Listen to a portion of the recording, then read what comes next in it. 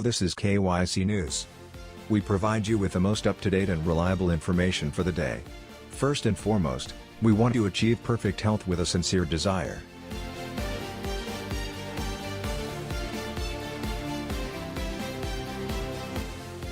Lysychansk is under Russian pressure, and Zelensky mobilizes support for EU membership.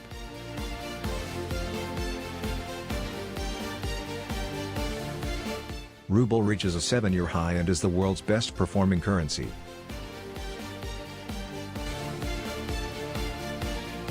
Ruble reaches a 7-year high and is the world's best performing currency.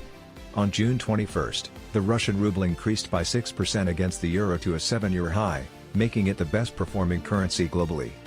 The ruble has increased 6.3% by 1,338 GMT to reach 58.75 against the euro, its highest level since early June 2015, according to Reuters.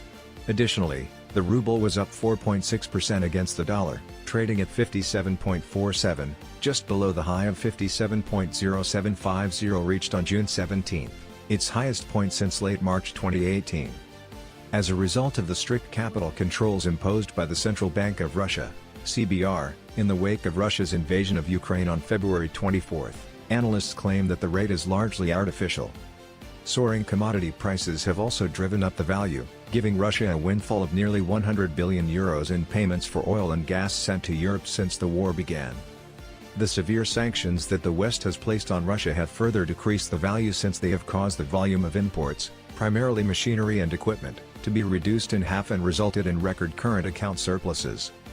Because the value of the currency is being driven up by the same inflows of exports of raw materials that drove up the value of the Netherlands guilder when that nation started producing gas, some economists have termed the present strong ruble Dutch disease on steroids.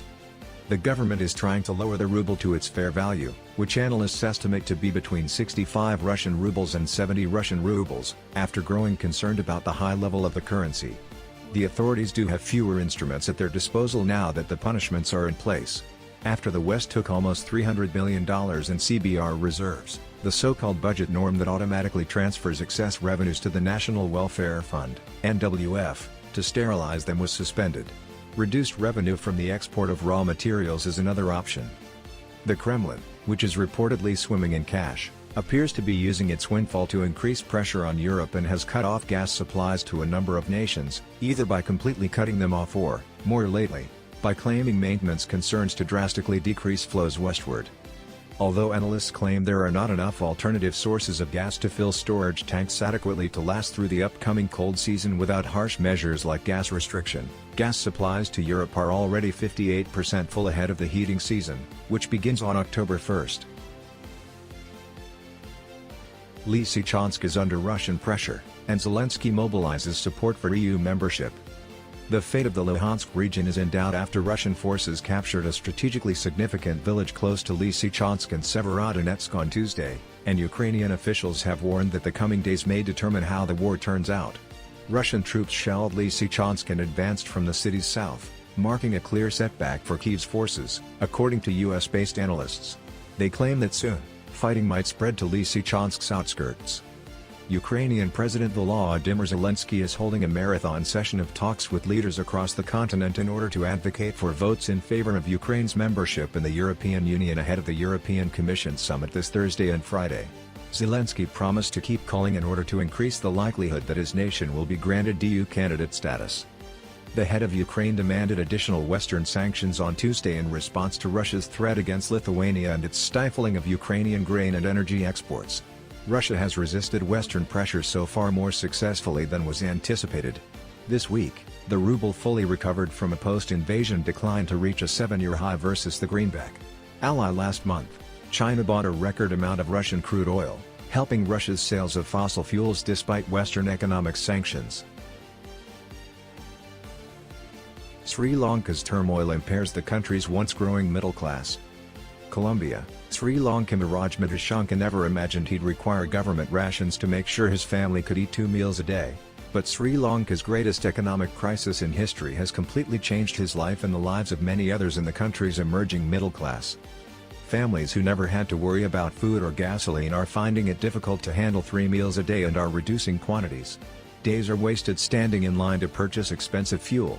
Years of advancement toward relatively pleasant lifestyles that were desired throughout South Asia have been halted by the crisis. Sri Lanka, an island nation of 22 million people, is on the verge of going bankrupt after accumulating $51 billion in foreign debt.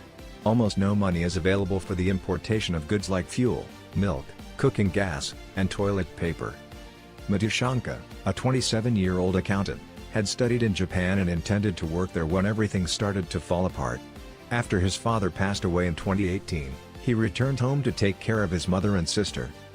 Madhushanka completed his education and worked in the tourism industry before being fired in the wake of the terrorist attacks that rocked the nation and its economy in 2019. The epidemic caused the next position to disappear. His current position, his fourth in 4 years, is with a management firm. But even with a steady income, he struggles to provide for his family. The family has been forced to seek out government handouts of rice and contributions from surrounding Buddhist temples and mosques as a result of the recent triple-digit increase in food prices. Madhushanka had used up all of her savings. Currently, we only have enough to get by. If there are months when we don't receive more assistance from the outside world, we will just have to find a way to exist, he said. Even prior disasters, such as the deadly 2004 tsunami or Sri Lanka's almost 30-year civil war that concluded in 2009, did not result in this level of suffering or sorrow for people living outside of the impacted countries, according to experts. Up until recently, Sri Lanka's middle class, which experts estimate to make up between 15 and 20% of the nation's urban population, traditionally lived in comfort and security. According to Bhavani Fonseca, a senior researcher at the Center for Policy Alternatives in Colombo, Sri Lanka's capital, the crisis has really shocked the middle class. It has forced them into hardships they were never exposed to before, like getting basic items and not knowing whether they could get fuel despite spending hours in line. They have been shocked unlike at any other point in the previous 3 decades, according to Fonseca. After the economy of the nation was opened up to more commerce and investment in the 1970s, Sri Lanka's middle class started to grow.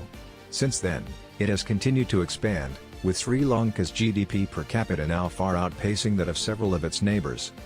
According to economist Chaya Damsing, the dream was to own a home and car, be able to send your kids to a good school, eat out every few weeks, and finance a trip here and there. But now, he continued, it feels like the middle class has lost its dream. Fonseca stated, imagine how hard struck the more vulnerable are if the middle class is struggling like this. Since April, protests have been ongoing, with demonstrators accusing President Gotabaya Rajapaksa and his administration of making policy errors that destroyed the economy and sent the country into anarchy. Mahinda Rajapaksa, the then Prime Minister of Sri Lanka, was forced to resign in May as a result of a wave of violent demonstrations. Ranil Wickremesinghe, his successor, is counting on an IMF bailout package and assistance from friendly nations like India and China to keep the economy afloat. In a recent interview with the Associated Press, Wickremesinghe expressed his concern that food shortages would extend until 2024 as a result of the conflict in Ukraine disrupting global supply lines and driving up the cost of some commodities. An import ban on chemical fertilizers last year that infuriated farmers and reduced harvests made Sri Lanka's economic situation worse. After 6 months, the embargo was lifted, but the harm had already been done and there were food shortages. In order to conserve fuel and produce their own fruits and vegetables while food supplies are running low, government employees have been given 3 months of Friday off. According to government figures, there has been a 57% increase in food prices, and a UNICEF poll conducted in May found that 70% of Sri Lankan households have cut back on their food intake. Residents crowded a crowded vegetable market in Colombo on a recent day as they meticulously checked the costs of tomatoes and oranges with those at marketplaces they had previously visited, sweating under the sun's glare. Sriyani Konkanamj, 63, claimed she no longer purchases meat or fish and now only purchases a select variety of vegetables. I'm furious. Every basic good, including rice, sugar, milk, chicken, and fish, is getting more expensive. Why can't people just eat? She stated venomously. Only a late breakfast and dinner are served to Madhushanka's family instead of the traditional 3 meals each day. On a recent Friday, Mbepati Ajandrani, his mother, was boiling water and crushing coconuts over a tiny stack of firewood. In May, when their gas cylinder ran out, it seemed pointless to stand in line with no assurance of getting forward. The once glistening white kitchen ceiling has soot from the cooking fire streaking across it. A few years back, I got an electric stove, and it's been sold. Indrani uses her eye drops once daily rather than twice a day as her doctor advised because she has glaucoma in her left eye. The medicine's cost has increased by 4 times. She recalled how just a few months before she used to make extra food to share with others in the neighborhood, saying, "It has been the hardest time of my life." The family's television and radio have been off for several weeks, and their scooter is parked outside and covered. They barely ever use it nowadays since they would rather walk or take the bus than wait in a fuel line. Madhushanka occasionally goes to the main protest area outside the president's office when the daily 3-hour power outage occurs. He believes that leaving might be the only way out, like many Sri Lankans do. "I had a straightforward plan: construct a home, purchase a car, work full-time throughout the week, and occasionally take a vacation.